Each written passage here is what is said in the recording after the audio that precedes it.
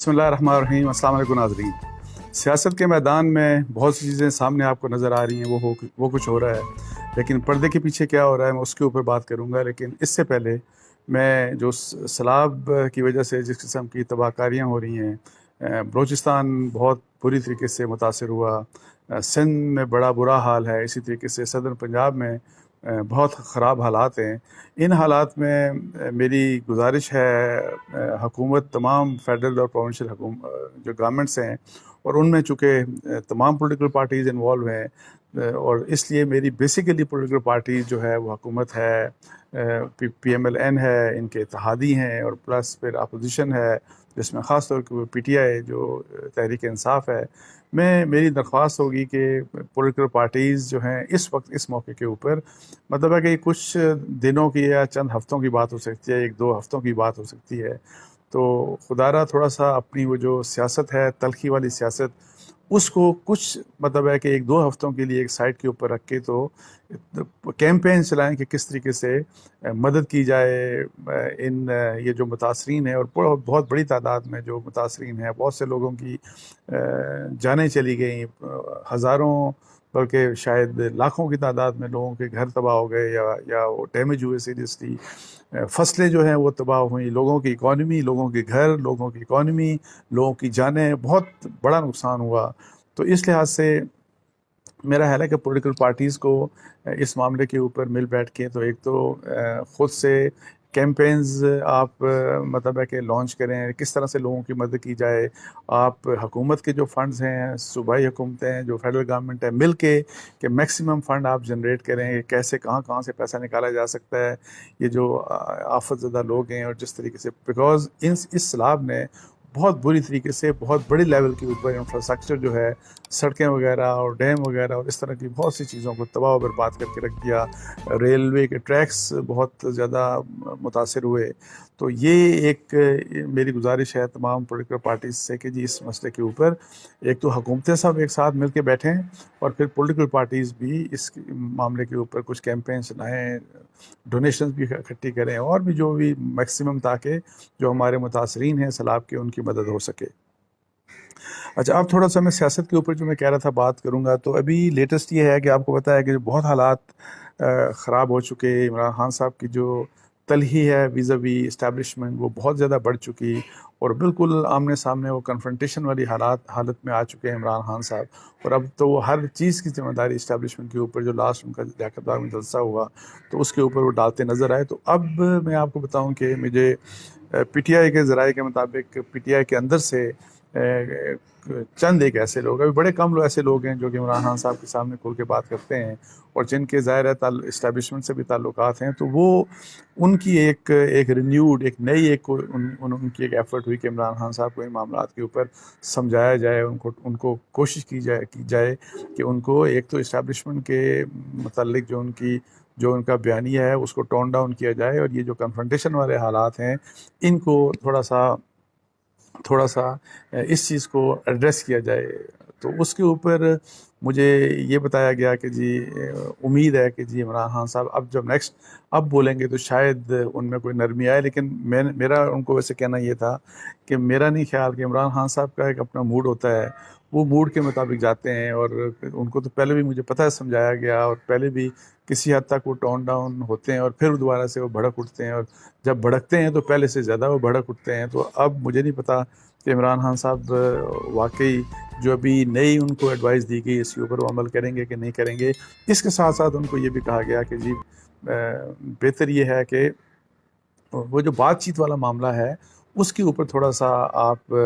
Emphasis करें, और उसको आप ऑल टुगेदर इग्नोर मत करें कि जी नहीं हम बातचीत तो हमने करनी ही नहीं। ये वाला जो मामला है इसके ऊपर भी मतलब है कि इमरान खान साहब को समझाया गया। और ये मैं आपको बताऊं कि ये व्यू मतलब है कि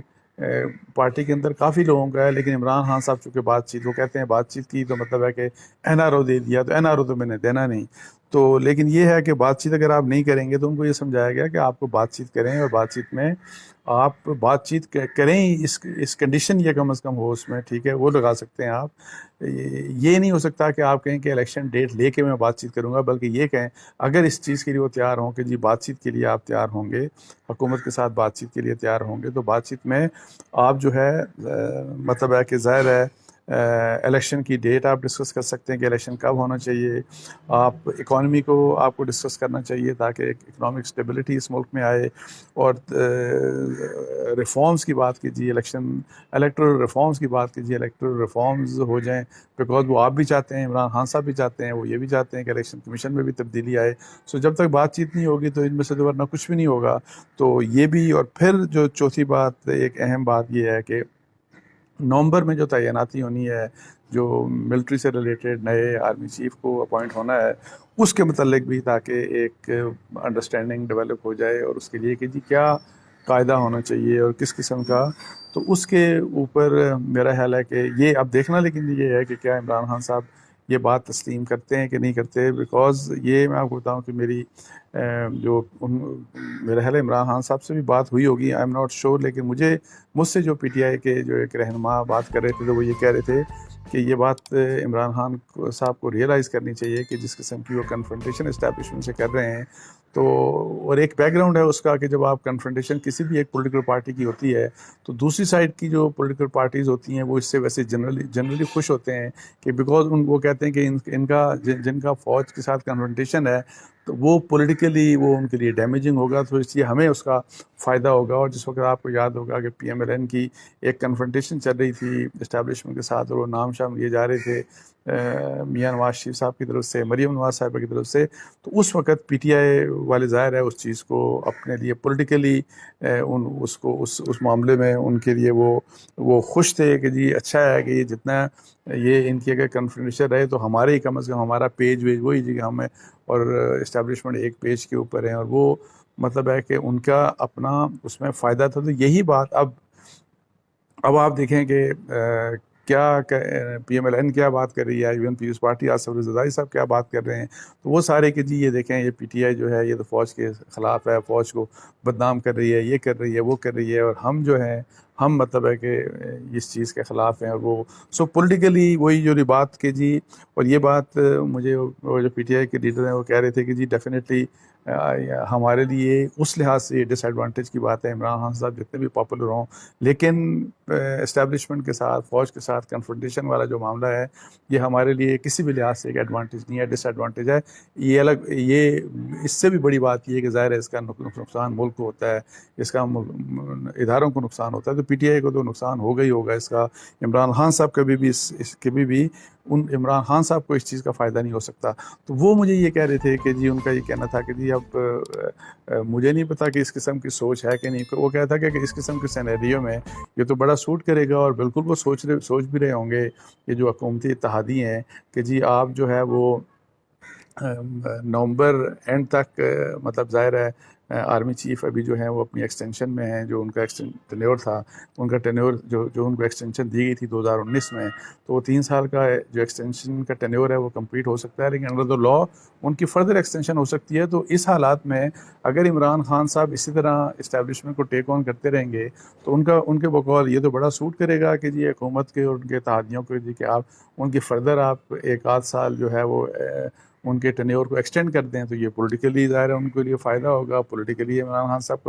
کے لیے نقصان ہوگا۔ لیکن میں ایک بات آپ کو بتا دوں، مجھے نہیں پتا یہ سوچ بچار اتحادیوں میں ہے کہ نہیں، یہ جو پی ایم ایل این کی جو لیڈرشپ ہے اس میں ہے کہ نہیں، ہو سکتا ہے یہ چیز ہو، لیکن میں اصولاً آپ کو بات بتاتا ہوں، اور یہ بات چونکہ وہ جو مذاکرات کی بات کی جا رہی ہے، وہ مذاکرات جب ہونے چاہیے اس میں دیکھیں، میں ایک بات بڑے اہم طریقے سے آپ کو بتا دوں، جو بڑا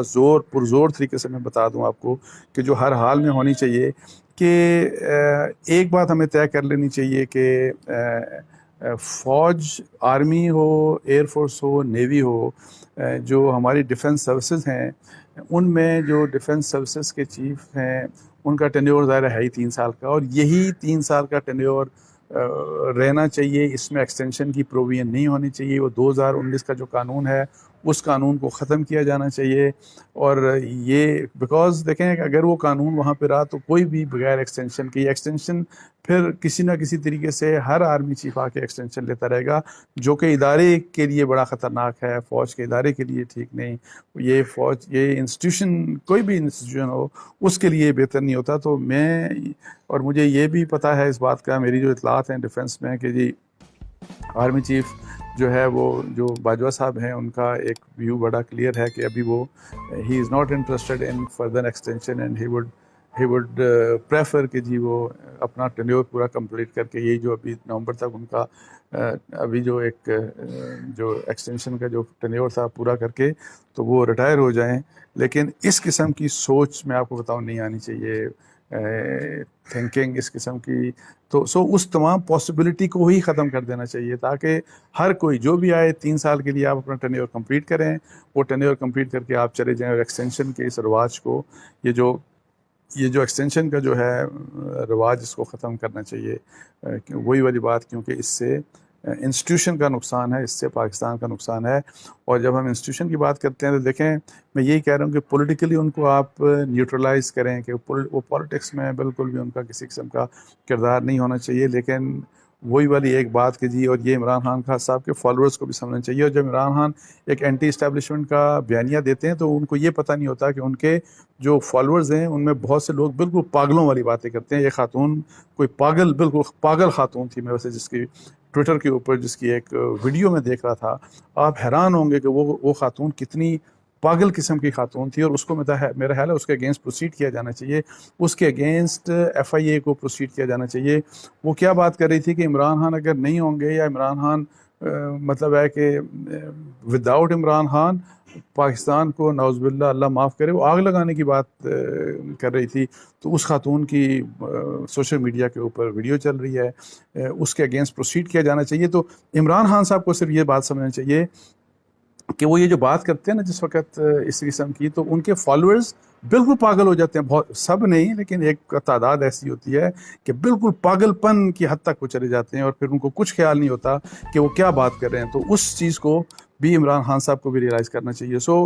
یہ کچھ ایشوز تھے جو بیک گراؤنڈ میں کچھ چیزیں ہو رہی تھیں. اللہ کرے کہ جو ایڈوائز دی جا رہی ہے عمران خان صاحب کو، عمران خان صاحب اس ایڈوائز کے اوپر عمل کر کے بات چیت کے ذریعے سارے معاملے حل کریں گے تو الیکشن بھی ان کو مل جائیں گے. اکانومی بھی پاکستان کی جو ہے وہ سمجھ جائے گی. اور پاسبلٹی یہی ہے کہ جب الیکشن ہوں گے، اگر آئندہ 2-4 مہینوں میں 6 مہینوں میں الیکشن ہوتے ہیں، تو ابھی تک مجھے پاسبلٹی کوئی نظر نہیں آتی کہ عمران خان کے علاوہ کوئی جیت سکتا ہے. تو عمران خان صاحب اگر حکومت میں آئیں گے، پاکستان کی اکانومی بہتر ہوگی تو ظاہر ہے اس کا فائدہ تو ان کی حکومت کو بھی ہوگا. ورنہ یہ ساری مصیبتیں جتنی بھی ہیں، جس طرح ان کی گورنمنٹ کی ساری مصیبتیں اس کولیشن گورنمنٹ کے اوپر آئیں، اور کولیشن گورنمنٹ کے جتنے بھی اگر فرض کریں خرابیاں یا جتنے بھی خراب اکانومی کے حالات ہوئے یا آگے فردر ہوں گے، اس کا سارا امپیکٹ ان کی گورنمنٹ کے اوپر آئے گا. تو اس لیے میری